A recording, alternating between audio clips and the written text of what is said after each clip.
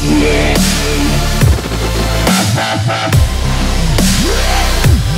mau berkhotbah mengenai kebiasaan dan kebahagiaan. Dan ternyata saudara-saudara, setelah saya belajar mendengar dari beberapa hamba Tuhan yang saya anggap pengajaran yang cukup bagus, saya sangat diberkati sekali. Dan di sana dikatakan bahwa ternyata yang namanya kebiasaan itu bisa menciptakan sesuatu. Bisa berdampak kepada yang baik atau yang buruk. Bisa mendatangkan kesengsaraan atau kebahagiaan. Itu semua adalah produk kebiasaan. Dan saya sudah pernah membahas pada seri yang sebelumnya, saudara-saudara, bahwa orang yang kesukaannya, nah kalau itu sudah menyangkut kesukaannya itu hobi. Kalau sudah menyangkut hobi adalah kebiasaan, saudara-saudara. Nah sebelum saya masuk pada pokok yang sebenarnya, kebiasaan-kebiasaan seperti apa yang membahagiakan, dengarkanlah 5 laws of happiness. 5 hukum kebahagiaan. Yang pertama, don't look for happiness, create it. Jangan mencari kebahagiaan. Anda tidak akan pernah menemukan kebahagiaan. Yang Anda bisa lakukan adalah kebahagiaan itu tidak jatuh dari langit. Kebahagiaan adalah produk yang Anda ciptakan sendiri. Jadi jangan sampai seperti seorang raja yang tidak bahagia selama dia memimpin sejak dari kecil sampai tua, tidak pernah bahagia. Dia perintahkan aparatnya atau bawahannya, pergi temukan jubah kebahagiaan buat saya. Maka orang yang disuruh itu masuk keluar tempat-tempat seperti restoran, bar, diskotik, sekolah-sekolah tinggi. Pokoknya tempat yang bisa dianggap mendatangkan kebahagiaan dan tidak menemukan. Akhirnya raja itu marah, bagaimana kau sudah saya kasih ongkos dengan begitu bisa tidak menemukan. Dia pergi sendiri. Dia pergi ke kampung-kampung. Wow, dari jauh dia mendengar ada tukang kayu menyanyi. Sambil kerja menyanyi. Dari jauh langsung dia pesan, hei Anda yang bahagia, berikanlah jubah kebahagiaanmu kepada saya. Saya akan ganti dengan emas berapapun kau mau. Tukang kayu yang sedang bekerja dia bilang, saya tidak punya jubah kebahagiaan. Jangan bohong, saya raja di sini. Kalian tidak bisa menentang apa yang saya katakan. Benar Tuan, saya tidak punya jubah. Dan benar, ternyata sang raja waktu ketemu tukang kayu, dia telanjang. Telanjang dada maksudnya waktu dia kerja, tidak pakai berkeringat. Kemudian pada akhirnya dia jujur, kebahagiaan bukan jubah, kebahagiaan adalah hasil karya dari dalam hati. Jadi kalau saudara kesana kemari, wah saya mau menemukan kebahagiaan, di sana kebahagiaan saudara salah. Kebahagiaan harus diciptakan. Itu benar dalam hidup, itu benar dalam pernikahan, itu benar dalam pekerjaan. Semua kita harus menciptakannya. Hukum yang kedua, happiness isn't a goal. Jadi kebahagiaan itu bukan tujuan utama hidup ternyata saudara-saudara. Kebahagiaan adalah produk sampingan dari kebiasaan. Jadi ingat baik-baik, ada seorang yang pernah mengatakan God is not interested, or God is more interested in your character than your happiness. Tuhan lebih tertarik pada pembentukan karakter saudara daripada kebahagiaan saudara. Maka kadang-kadang kebahagiaan itu diambil supaya karaktermu dibentuk oleh Tuhan. Hidup ini adalah sekolah karakter untuk menjadi seperti Kristus. Dan untuk menjadi seperti Kristus dalam sekolah karakter, Anda akan ketemu penderitaan. Anggaplah sebagai kebahagiaan apabila kamu berjumpa dengan pencobaan. Yang ketiga, my habits create my happiness. Kebiasaan saya menciptakan kebahagiaan. Jadi saudara-saudara, tolong dicek masing-masing apa yang menjadi hobi saudara. Baca firman, saudara akan bahagia. Karena ada jaminan, berbahagialah orang yang kesukaannya merenungkan firman Tuhan siang dan malam. Bersyukur adalah kebiasaan yang baik. Tapi kalau setiap pagi saudaranya ngitung rezeki orang, ya kan? Saudara kesukaannya menzolimi orang, ngomongin orang, berpikir yang negatif pada orang, saya bisa jamin Anda tidak akan pernah hidup bahagia. Bangun pagi, moto melek langsung ngumpat orang, memaki-maki orang, saudara tidak akan pernah bahagia. Jadi my habit create happiness. Yang keempat, happiness based on happening is temporary. But happiness built on habit is long lasting. Kebahagiaan yang didasarkan atas apa yang terjadi sifatnya sementara. Tapi kebahagiaan yang didasarkan atas kebiasaan itu bertahan lama. Ya kan? Saya ke Sogo. Wih, puji Tuhan ada diskon 70%. Ya kan? Langsung saya beli, saudara. Setelah saya beli, kemudian uang saya berkurang. Ya namanya juga beli, pasti uangnya berkurang. Hitung-hitung, aduh terlalu mahal ini. Bahagianya hilang. Waktu saudara mencari apa yang saudara beli, terlalu mahal. Temporary. Ya kan? Tetapi kebiasaan yang long lasting atau kebiasaan yang terus-menerus Anda lakukan berdampak kepada kebiasaan atau kebahagiaan yang lebih lama. Happy habits are as addicting as bad habit. Saya suka ini. Jadi kebiasaan yang membahagiakan itu sama juga dengan kebiasaan, artinya seperti membuat Anda kecanduan. Itu jadi sebuah habit, kebiasaan yang menjadi bagian hidup saudara. Seperti bad habit, orang yang sukanya iri, itu bad habit, dan itu akan tinggal lama dalam diri orang itu. Lain dengan orang yang kesukaannya bersyukur kepada Tuhan. Amin. Nah, mari kita akan melihat dari kitab Filipi. Di dalam kitab Filipi, saudara akan menemukan kata happy atau joy itu minimal 15 kali muncul di kitab itu. Makanya banyak penafsir yang mengatakan satu-satunya surat Rasul Paulus yang disebut happy letter adalah kitab Filipi. Padahal itu ditulis dari dalam penjara. Maka saudara-saudara, kalau kita mau belajar hidup bahagia, mari kita belajar membaca surat Rasul Paulus dari Filipi pasal 1 ayat 3 dan keempat. Ini rahasia pertama. Rahasia pertama, kebiasaan yang mendatangkan kebahagiaan adalah kebiasaan ini. Aku mengucap syukur kepada Allahku setiap kali aku mengingat kamu, dan setiap kali aku berdoa untuk kamu semua. Aku selalu berdoa dengan sukacita. Kata yang pertama yang langsung diucapkan Rasul Paulus di dalam surat itu adalah aku mengucap syukur kepada Allahku setiap kali aku mengingat kamu. Saudara baca suratnya Rasul Paulus, ada banyak kata aku mengucap syukur, aku mengucap syukur. Karena bagi dia mengucap syukur adalah kebiasaan. Ketika kebiasaan mengucap syukur menjadi bagian hidup saudara, saudara mengantongi 50% kebahagiaan dalam hidup ini. Bangun pagi, saudara berterima kasih. Terima kasih Tuhan buat hari yang baru.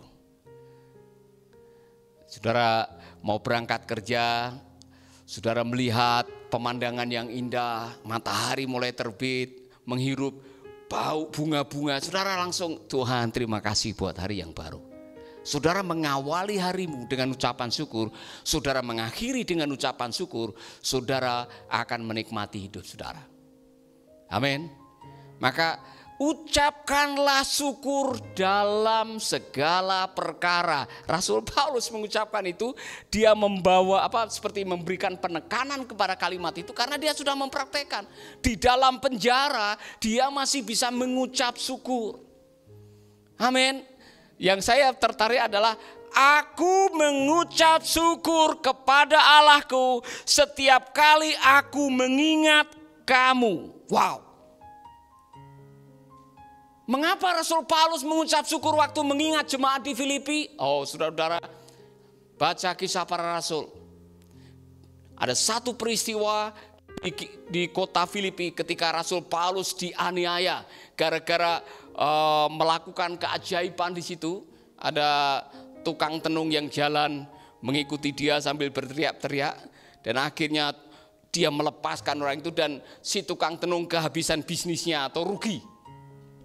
Dan akhirnya dia dianiaya di Filipi. Tapi kenapa dia tidak mengingat masa-masa di mana dia mengalami kesukaran dan dianiaya? Yang dia ingat adalah orang-orang yang kepadanya dia telah menginvestkan hidupnya, seperti Lydia. Di sana ada seorang wanita namanya Lydia yang dijamah oleh Tuhan melalui pelayanan Rasul Paulus.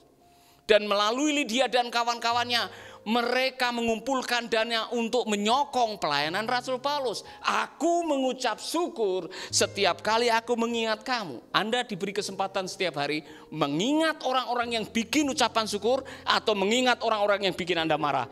Itu adalah pilihan. Happiness is a choice of memory. Ternyata bahagia atau tidak bahagia adalah pilihan memori. Memori mana yang Anda akan pilih hari itu? Amin.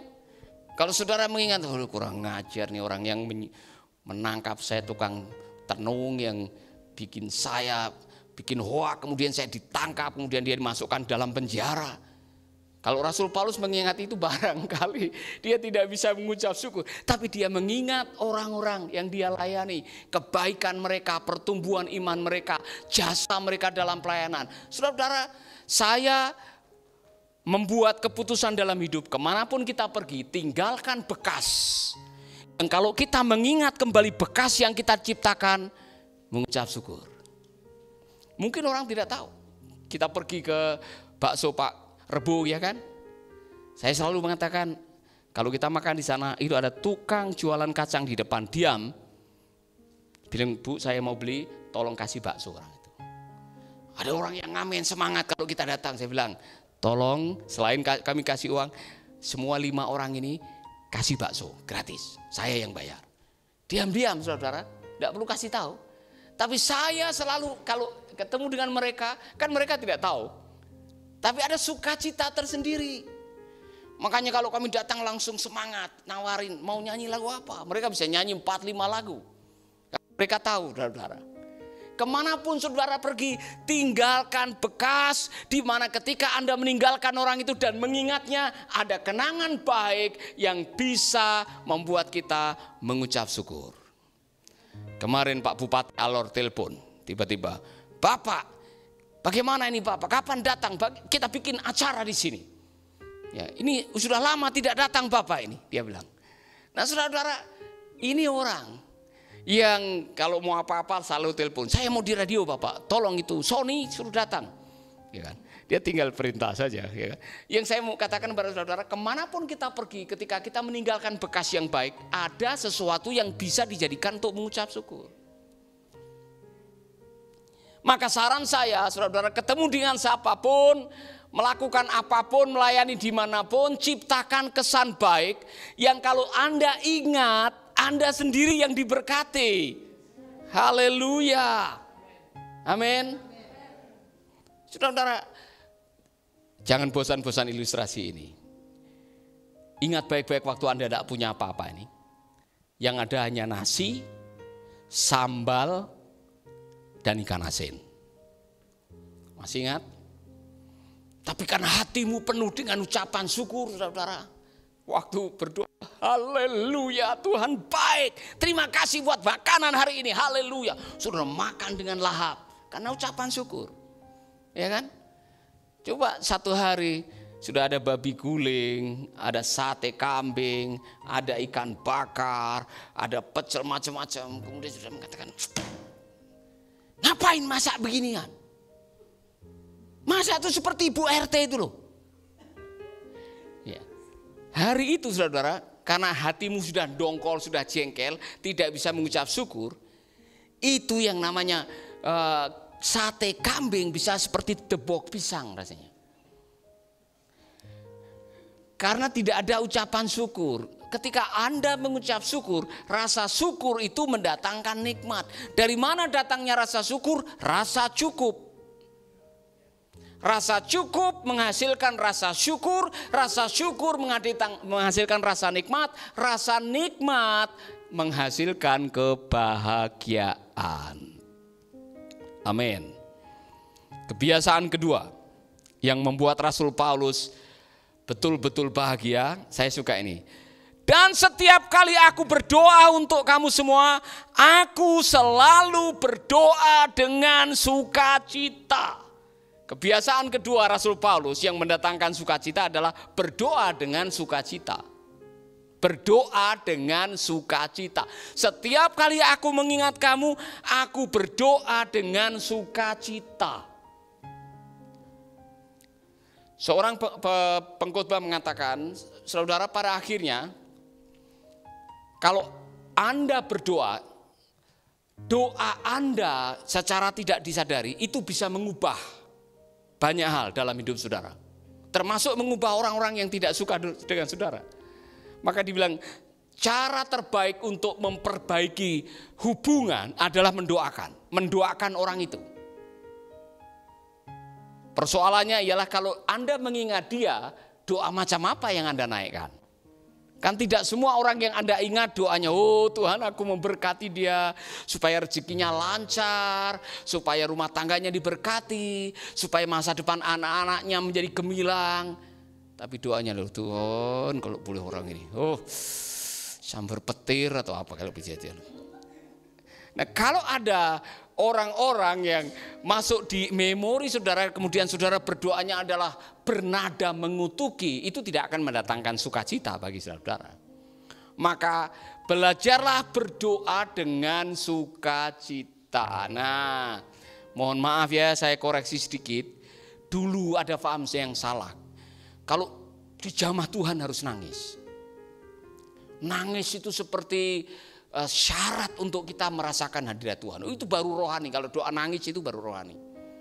Ini baru Tuhan Yesus. Seolah-olah kalau belum nangis itu belum dijamah oleh roh Tuhan. Salah saudara. Ada waktunya saudara berdoa dengan menangis. Ada waktunya berdoa dengan sukacita. Haleluya. Kalau saudara mendoakan seseorang, doanya dengan sukacita, nanti saudara akan melihat doa seperti apa yang bernada sukacita dan bunyi doanya seperti apa. Wah, saudara-saudara, baca kembali ke dalam kitab Filipi. Mari kita akan baca secara keseluruhan. Kitab Filipi, saudara akan menemukan di dalam Filipi pasal 1, doa Rasul Paulus seperti apa, bunyinya seperti apa. Mari kita akan lihat, saudara-saudara.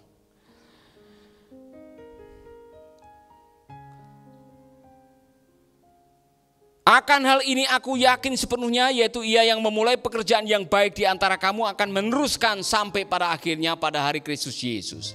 Memang sudahlah sepatutnya aku berpikir demikian, dan kamu semua, sebab kamu ada di dalam hatiku, oleh karena kamu semua turut mendapat bagian dalam kasih karunia yang diberikan kepadaku, baik pada waktu aku dipenjarakan maupun pada waktu aku membela dan meneguhkan berita Injil. Sebab Allah adalah saksiku betapa aku dengan kasih mersa Kristus Yesus merindukan kamu sekalian. Dan inilah doaku. Bunyinya apa? Semoga kasihmu makin melimpah. Yang kedua, pengetahuan yang benar dalam segala macam pengertian, sehingga kamu dapat memilih apa yang baik, supaya kamu suci dan tidak bercacat menjelang hari Kristus, penuh dengan buah kebenaran yang dikerjakan oleh Yesus Kristus untuk memuliakan dan memuji Allah. Saudara tahu, doanya bukan aku berdoa supaya kamu kaya raya, bukan. Aku berdoa supaya kamu dapat pangkat, bukan. Aku berdoa supaya kamu menjadi terkenal, bukan. Aku berdoa. Kalau saudara mendengar doa-doanya Rasul Paulus, selalu berkaitan dengan pertumbuhan rohani menjadi seperti Kristus. Karena Rasul Paulus tahu bahwa di ujung kehidupan ini, saudara-saudara, seluruh penderitaan yang Tuhan izinkan, sekolah kehidupan yang Tuhan berikan, ujung-ujungnya adalah satu. Kita sekolah karakter menjadi seperti Kristus. Maka aku berdoa supaya kamu dapat memilih apa yang baik. Aku berdoa supaya kasihmu makin melimpah. Aku berdoa supaya kamu memiliki pengetahuan yang benar tentang Kristus. Di dalam ayat-ayat yang lain, aku berdoa supaya kamu lebih mengenal betapa dalamnya, betapa lebarnya, betapa tingginya kasih Kristus. Karena itulah sekolah kehidupan kita, yaitu menjadi seperti Kristus.